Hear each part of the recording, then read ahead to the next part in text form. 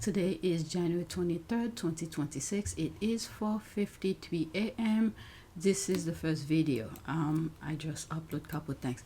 There's a lot to share with you. I don't know if I'm gonna have enough time to record all of them, but I'm gonna try my best. A lot of videos and a lot of good discussions.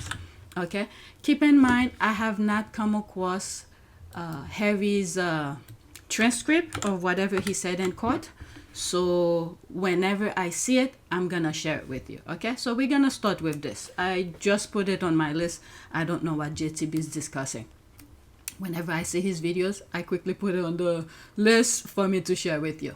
As for proof, got quote, "It's just my gut. We really let vibes replace facts and wonder why misinformation wins. Your feelings are not a source.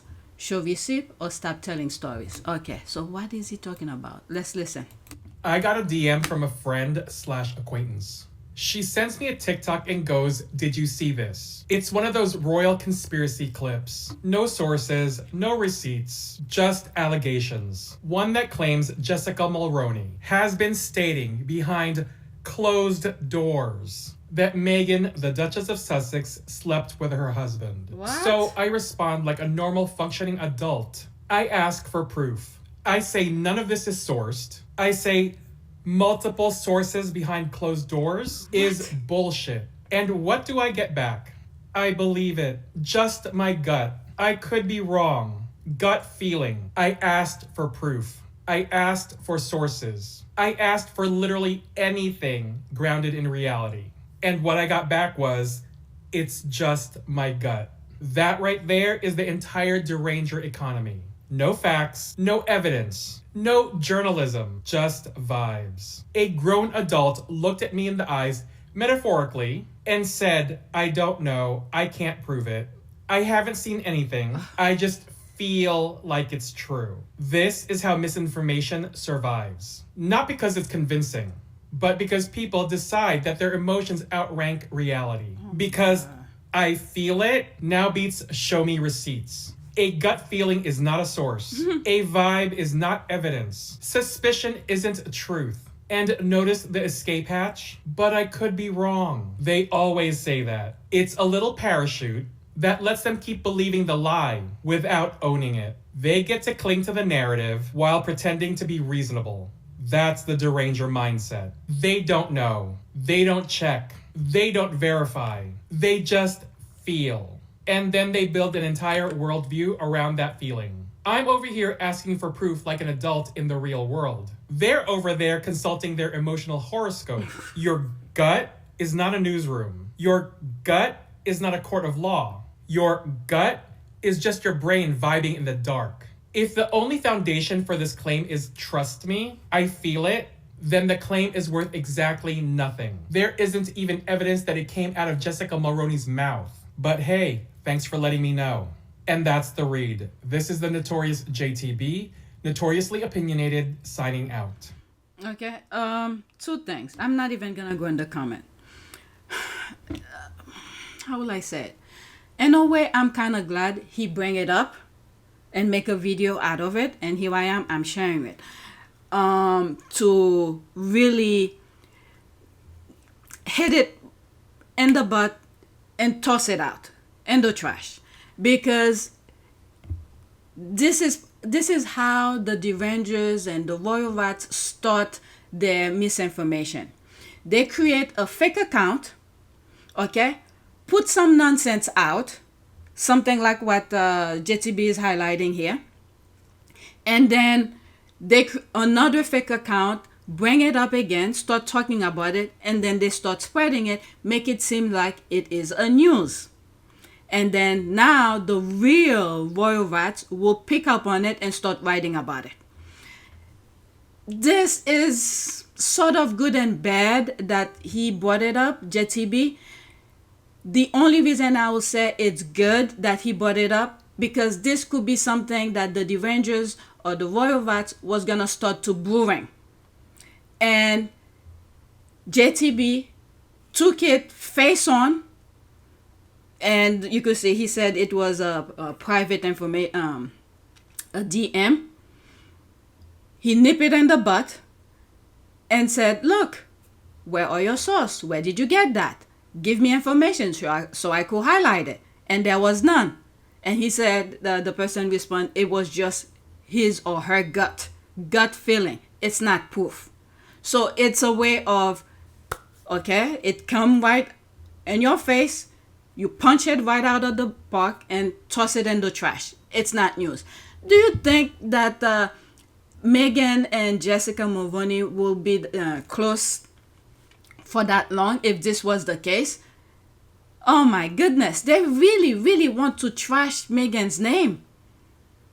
Okay, as far as I'm concerned, I think Jessica and her husband, they divorced, but for whatever reason. But I think this is something I've said in the past. I think the reason we don't see pictures of Jessica and Meghan is because it was taking a toll on her, on Jessica, of her business, because she's a working mother. She has mouths to feed. So when the derangers coming attack her, okay, for us well-minded people, we know it's BS, but in the long run, it is affecting Jessica's, income. So I think they could be friends. This is my opinion here. There's no, it's almost like saying my gut feeling here. I think in public, they keep separately. But in the background, when they do their private party or whatever, the close friend, I think Jessica is still in the picture. It's just publicly, they just keep it separately because of her business. I think she has to do something. She's on TV in Canada or something. Let me pause and look.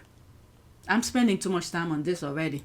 Okay, I don't know if I was spelling her name wrong, but I was getting different Jessicas.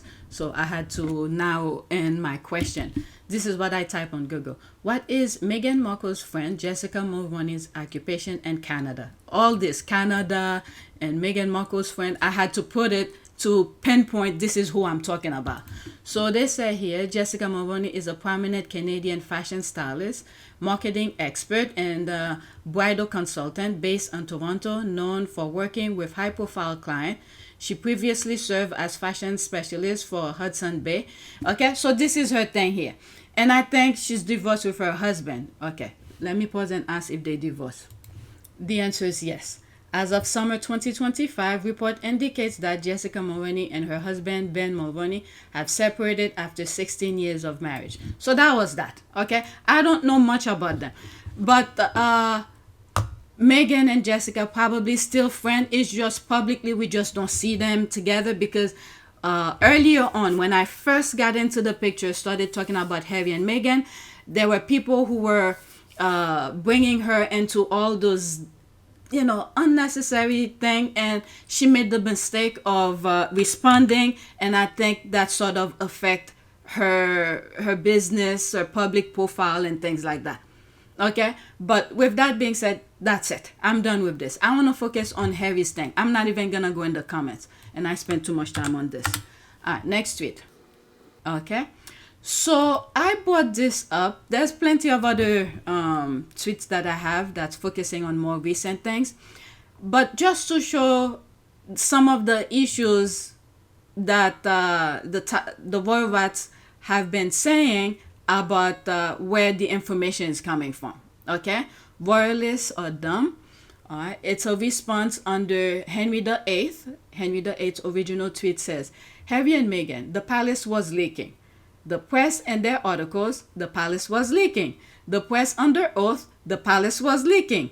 Royalists, it's not the family, it's the press. They don't leak. All right. So the the derangers refuse to accept facts. So this is where this tweet that I purposely put, that's highlighting that the press, the articles are saying the press is leaking. So let's listen. This one is 30. There's 4 of them, so let's go over it. Office at the royal family is to keep the royals in the press all the time. So you have to remember, when I work in newsrooms, it's a fact that every anti-Harry and Meghan story comes from Kensington Palace. But why and if it comes from Kensington Palace, why are they briefing against their own grandson? Well, okay, that's a very the idea. Why are there never any Well, I think that's fascinating. about Prince William? Well, William and Kate involved in briefing against them originally, I don't know. That's a good point. But having a war on the media, I don't know whether that's worth the candle. Lucy and Ham. Okay, he knows very well. All right, so let's listen to this. This one is a bit longer. It's 2 minutes and 17 seconds. Just screenshot, okay? To protect my brother. We were never willing to tell the truth to protect us. There was probably some truth in that, in the sense that the palace in particular was very keen to make sure that the heir to the throne was protected, and Harry could be sacrificed if necessary. See this institutional gaslighting. I wasn't being thrown to the wolves, I was being fed to the wolves. See, when I was working, I shouldn't give the name of the paper, but I was doing a piece for one of the nationals, writing a piece. And I was told, because I'm quite critical of the monarchy in many ways, I was told I could say what I wanted about Harry and Meghan, but I had to lay off William and Kate. That was the instruction from the editor. Press, and here I'm really talking about the newspapers more than the broadcasters, but they sort of establish a narrative and get locked into it. So there's, you know, evil Meghan with constantly eating terrorist avocados and ordering staff around, and there's Saint Kate, who is opening early learning centres. I think that most of the general public would assume that the monarchy are at the mercy of the British press, when the reality is there is a far greater level of manipulation that goes on from the royal courts to the media than Joe Public would ever believe. And how would you describe the sorts of people that William brought in? Very clever, well-connected government professional communications officers. The point of it is he's hired these people to try to build a better rapport with some of the tabloid newspapers. Editors from various newspapers have been invited in to meet him. I think for him to understand what the newspapers are about, or broadcasters are about, but also for him to kind of set out his stall for them. Much of the negativity towards the couple is coming from within the royal family. The royal family and staff of the royal family are the ones that are very often leaking these stories to the press. It's a fact that every anti-Harry and Meghan story comes from Kensington Palace. But why haven't... And if it comes from Kensington Palace, why are they briefing against their own... That did not happen during the chunk of the time that I was there doing the royal family. You have to assume that they would have only done it if they'd had the approval of their principal. Oops. Not. No. I mean, and if we're talking about why this whole, Harry Meghan thing started, it started because several years ago, if you cast your mind back, the Queen was and always will be the most popular royal, but second to that was Harry. It wasn't William and Kate. It was not William and Kate. And when Harry and Meghan became such a popular couple, it put everybody's noses out of joint. The establishment wanted to retain the monarchy as it was, to boost William and Kate, and the media, the Daily Mail and the Telegraph in particular, fed those lines. Well, I agree with everything until you said the last bit. I think that somebody in the palace decided to take them down a peg or two, and it went too far. Absolutely. But it's all history now, isn't it? Well, it's not history, because, for instance, if you take the media on, as Dawn will know, you never win. You never win, but the media will always be at war with you, and the Daily Mail does everything drip, drip, drip, poison. And it's not like Harry and Meghan never use the media, of course. I mean, that Oprah Winfrey if you were in that position, you would fight back too. You would absolutely fight back too. I wouldn't. Some of the blatant lies they told. They don't tell blatant lies. Oh. The media has lied consistently. They have. Okay. They have fabricated. Robert Lacey, the royal historian, is publishing a new book, and I've read the extract in the Times this morning, talking about the whole affair. Ken Wolfe, the personal bodyguard, talked about the jealousy that William felt for Harry from childhood. So there's a lot more. Harry. Yes, so there's a lot more going on than we realise. William and Kate were often accused of elbowing out the Sussexes, and what he insinuates is that actually Kate, which has not been reported very widely, was in fact quite jealous of Meghan in the early days of Meghan arriving at Kensington Palace because of the, you know, the huge bubble of publicity around her and the glamour she brought. She was a former actress. They compared it to Diana even at some points, Yeah. right at the beginning when she first came over, and a lot of people were saying that she brought that same kind of light and joy and glamour that Diana. Families has rows and tensions and so on. These are very public figures, but also we will see fully and understand better why they're also very angry with the royal family and they want to leave. It is not just the media coverage, there are real tensions there, and there are some things we can't discuss for legal reasons publicly now. But when people hear and see that, they will be better informed and they will change their mind. When actually it's Harry and Meghan's war on the... I made sure not to interrupt. These are old. Some of them I have and some of them I don't. I'm probably gonna create a video by itself with these, so I have it. So for those who probably didn't know what was going on leading up to the lawsuit, so there's the squad who took the time putting all those clips together where the tabloid, the media, the royal rats are saying the information is coming from the palace. Okay, all of those things that Harry and Meghan are going through is due to jealousy out of the lazies. Okay, I don't even need to, you know, I'll read this one. I detest this British royal family more and more each time. Dysfunctional doesn't begin to describe the lot, especially Charles, Camilla, William, and Kate. They do anything to boost their own rating, support polls, when they are really just an aircraft line, tons load of crap. Okay, so there wasn't that much in press and the media. And as they said, let's go to the next tweet. All right, so I think I did okay with the list leading up to some discussion regarding the courts. There's one video that's pretty long. Okay, this one I saw while I was editing my last video. I put it on my community board for you guys. Okay, it's still etiquette advice that Harry is addressed Your Royal Highness and then Sir, and this is in a courtroom, by the way, where is quote they lost their HRH titles, groupies. All right. The reason I put it and the reason I share my community board, because it's relevant to the derangers who keep on saying that Harry lost his HRH. They never did lose it.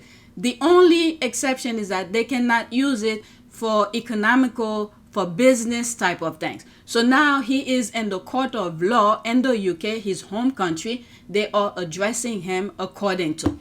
Okay?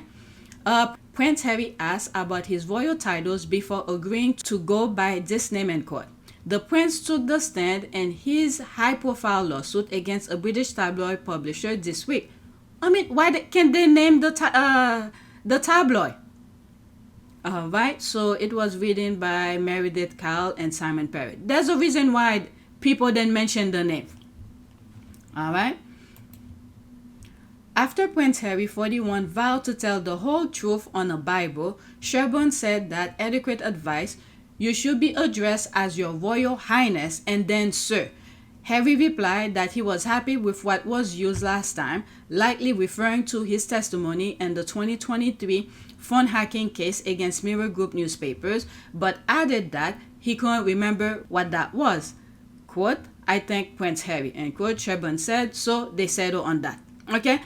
I think they purposely put it at, I'm telling you, Harry is so freaking brilliant. The nonsense that the derangers keep on putting on social media, he lost his HRH. I think they purposely brought this up to put it on the record. Okay, like I said, Harry always wait until he is in court to say his truth. But the royal rats, the derangers, keep on saying Harry keeps on spreading lies, this and that. I mean, all right, so there's that. Okay, they then lose their HRH tabloid lies. The thing is, he and Meghan never lost those titles. I mean, we know it's the derangers who keep on saying that because they're so fixated on them losing titles. Okay, just because they make the agreement with the palace not to use HRH and whatever business they're doing. But they took that part only, saying that they lost their titles. They just said they won't use them professionally, but the haters only read and believe what they want to. Okay, so that's that. Let's move on. Now, this might be a video by itself. Okay, there's a video that I saw. It's about 6 minutes long, and this person is making reference to Harry's testimony in court. All right. Wow, this is powerful. Okay, let me read some of the comments and then I'll go into that because it's a retweet. Okay, no lies detected, spot on, it's amazing. Fidelity under oath. Wow, that was brilliant. Okay, so let's go into that. If the squad then retweeted, I will not know. Okay, you all watch this. Let's listen. 6 minutes and 27 seconds. Prince Harry's testimony yesterday and today was not really about phone hacking, blagging, or the granular mechanics of tabloid journalism. That was the legal scaffolding. What the court actually witnessed was a husband finally and publicly drawing a line about his wife and about the pressure that she's been put under. For almost 2 hours, he was measured control, occasionally irritated, sometimes defensive. He argued back, he corrected phrasing. Okay, I think one of the videos I just made public is that I said I want to read the transcript, because everything that I've shared with you and I have highlighted in some of my videos are people's talking, making recount of certain portion of what Harry said. And the majority of the UK seems to focus mostly on Harry's emotional thing about whatever he said. From what I understand is that Harry made about 14 claims on his case. Now, when the paper, the tabloid was questioning him, they only brought, according to some of the things that I read online, the paper, the tabloid, the one who's Harry suing, only raised 4 out of 14. They didn't even touch the others. The other claims that Harry said. So Harry responded according to what he was asked. And I think the reason he forcefully pursued that case, because they were attacking his wife, and that was the catalyst for this lawsuit. But from my understand, the time frame was that they were focusing on the lawsuit was before Meghan. I think it's from 2000 something up to 2011 or 12. So Meghan was not in the picture. However, when Meghan was involved with Harry, we know, majority of us know the whole deal, the nonsense that they put Meghan through, the tabloid did. Okay, so that was the catalyst for Harry to pursue that lawsuit. He was willing to, move along and just be it. This is why many of the Sussex squad, especially Tina and Michelle, were saying, leave Meghan alone. Meghan, the moment I started looking into Harry and Meghan, when I stumbled onto some of the squaddies channels, Tina and Michelle were one of the channels that I stumbled onto. And when they used to do their podcast, I remember them saying, leave Meghan alone. So this alone, the tabloid who will not leave Meghan alone, paying people to lie and say all sort of negative things about Meghan, that was what pushed Harry to pursue that lawsuit, and the others as well. Okay? Again, I have to say, I have not come across the transcript. This is what I'm looking for to see exactly what was said in court. All right? But for now, I'm just relying on whatever people are saying about it. And put allegedly, okay? But I don't think people will come and say stupid things about that.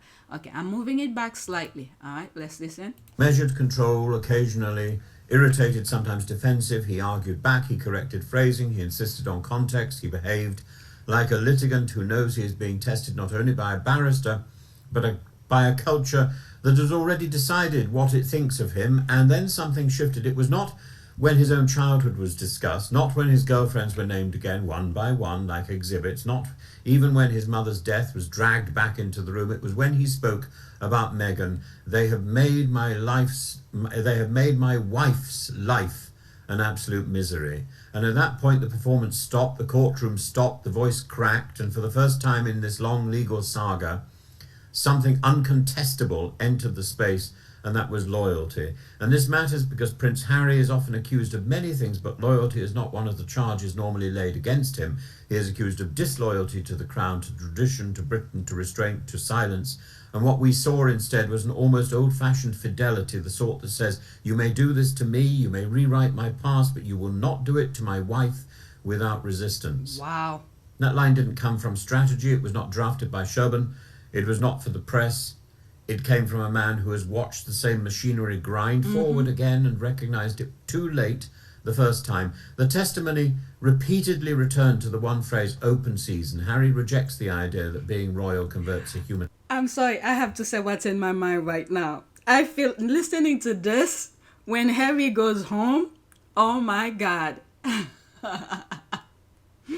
I could see what he's gonna get, some spicy rice, that's all right? I don't know, that's what came to mind. Let's continue. Other things popping up in my mind, but this one I have to share. Life into a commercial quarry, and this is where the case becomes philosophically interesting because the defence leans heavily on a confused notion of public interest. Harry's argument is simpler and frankly stronger. Curiosity is not the same thing as necessity. Entertainment is not accountability, and intrusion is not journalism simply because it sells. When he spoke of his wife, the legal abstractions collapsed. This was no longer about whether a journalist blagged a flight manifest or invented a source. It was about consequence. Meghan, he said, was subjected to harassment that was persistent, racialized, and unrelenting. Pregnancy didn't slow it. Motherhood didn't soften it. And silence, the old royal remedy, did not protect it. And here is the uncomfortable truth for his critics.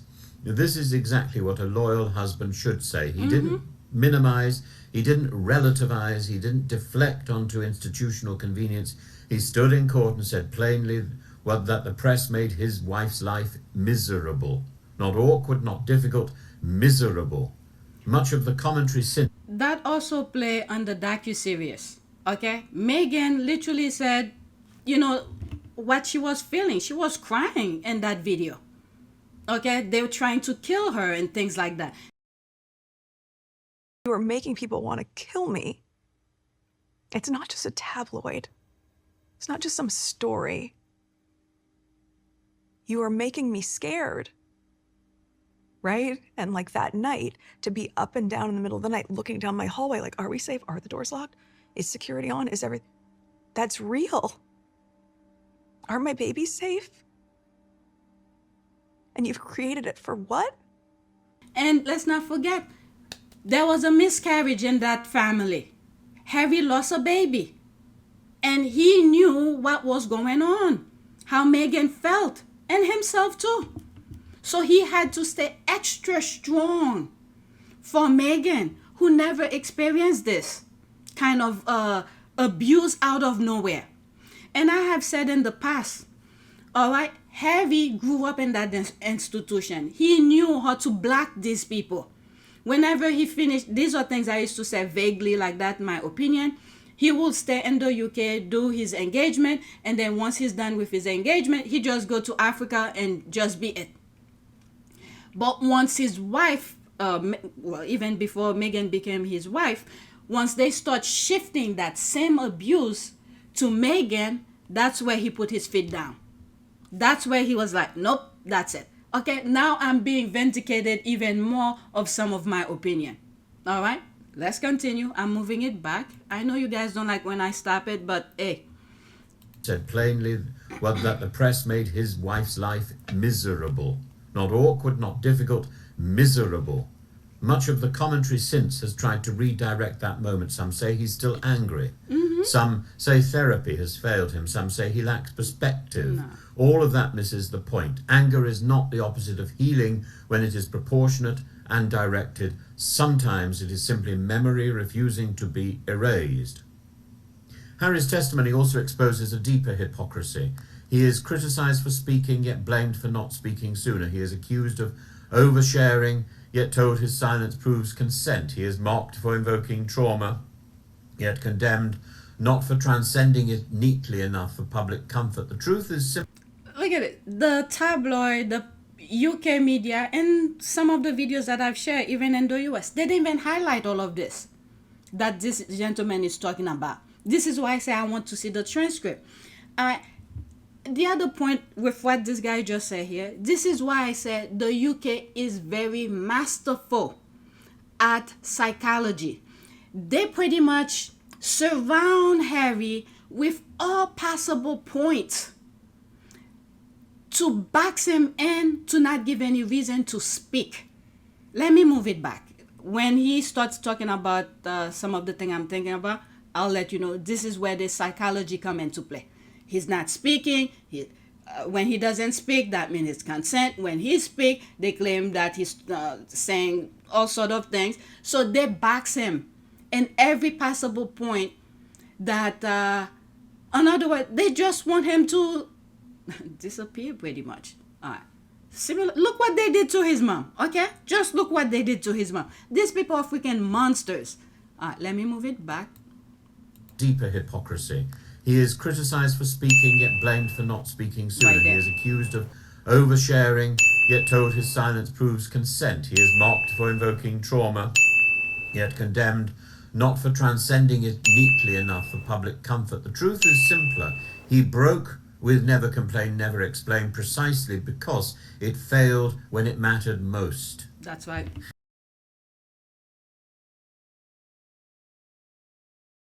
And every single time I've tried to do it privately, there have been briefings and leakings and planting of stories against me and my wife. You know, the family motto is never complain, never explain, but it's just a motto. And it doesn't really hold. There's a lot of complaining and a lot of explaining.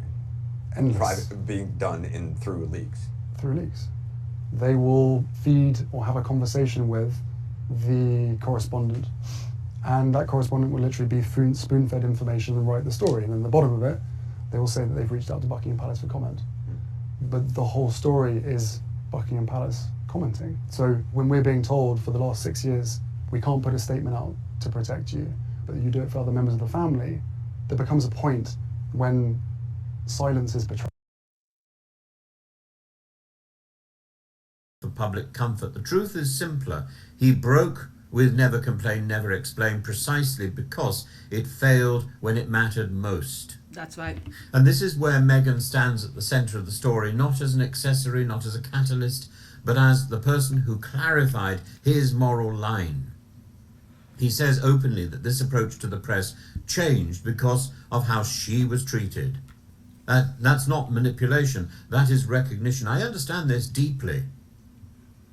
I would not be surprised before Meghan came into the picture. Maybe he did say it, but I don't know. But this is what's coming to mind.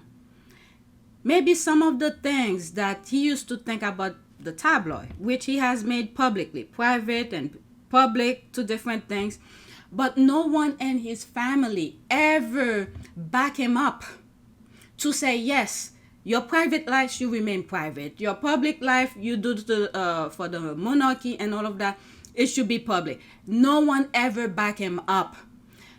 However, the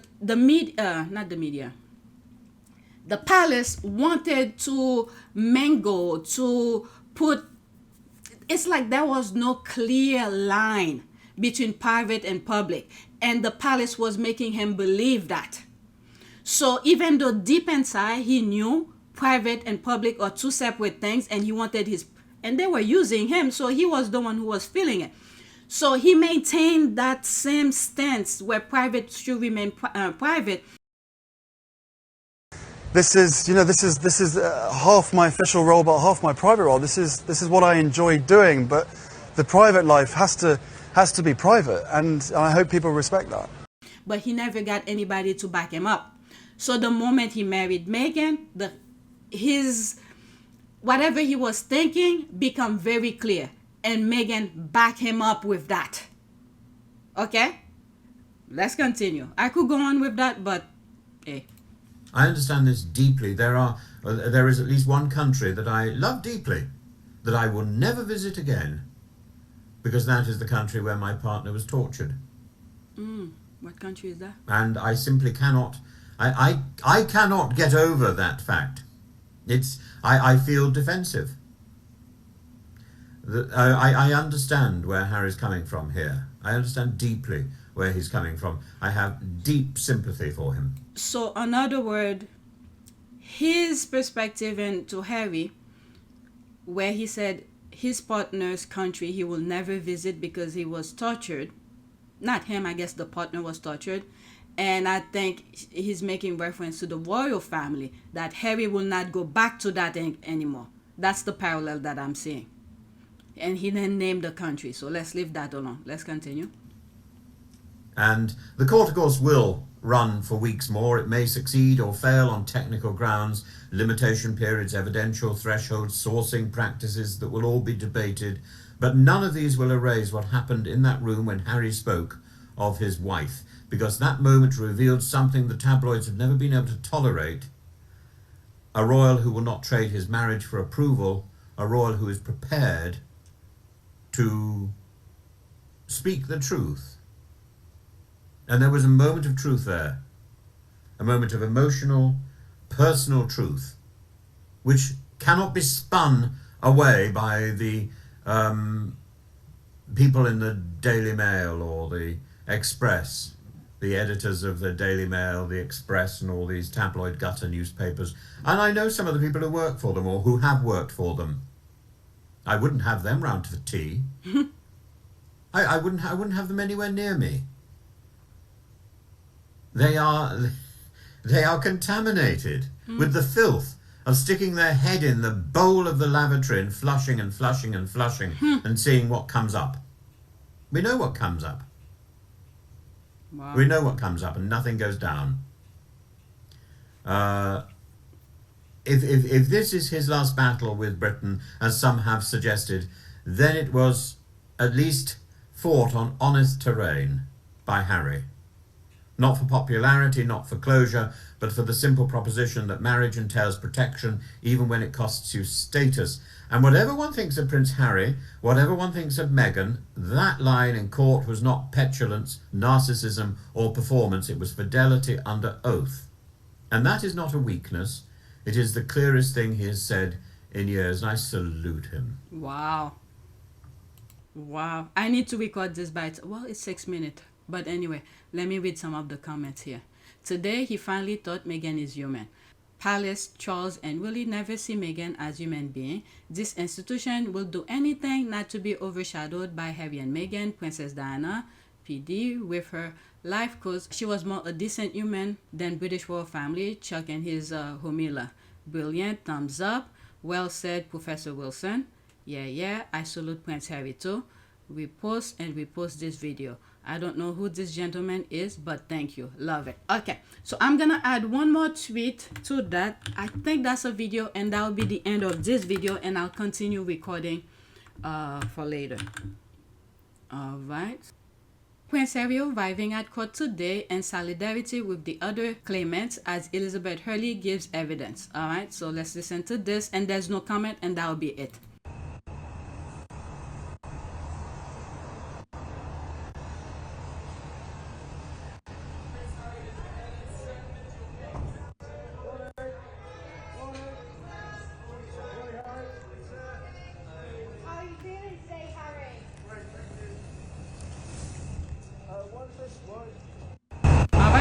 That's it.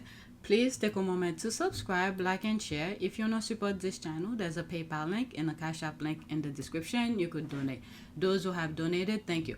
This video, I just made it public 39 minutes ago.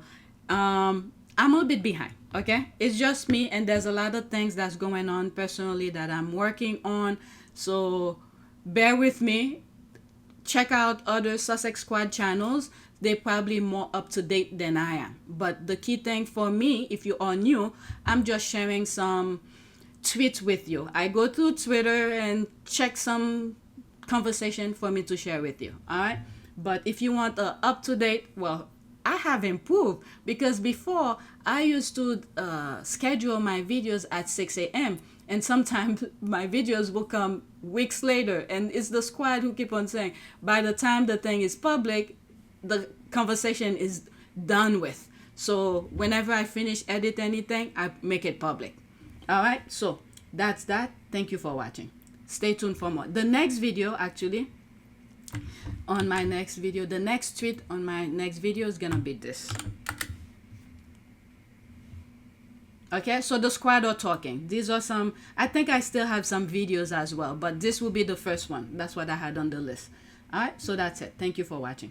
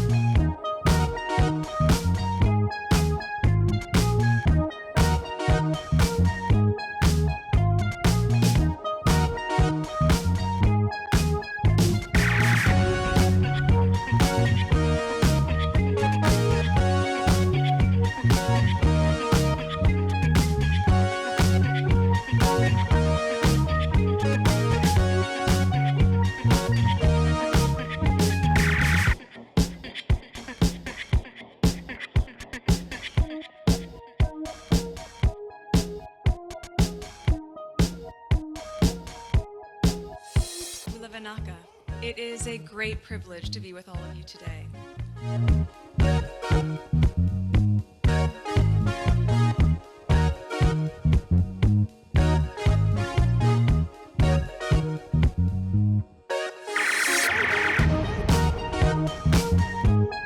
You know, we ask for forgiveness and please come back.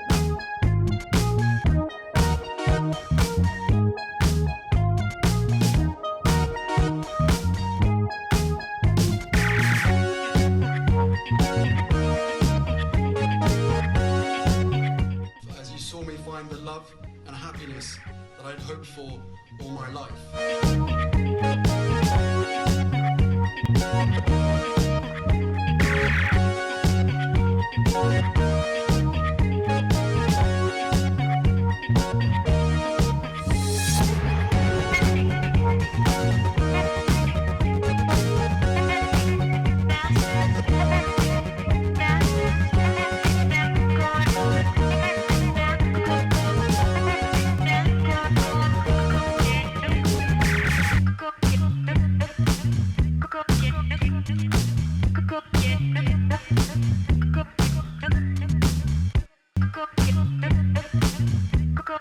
You are all in this together. And if I may speak personally, we are all in this together. Because asking for help was one of the best decisions that I ever made. You will be continually amazed how life changes for the better.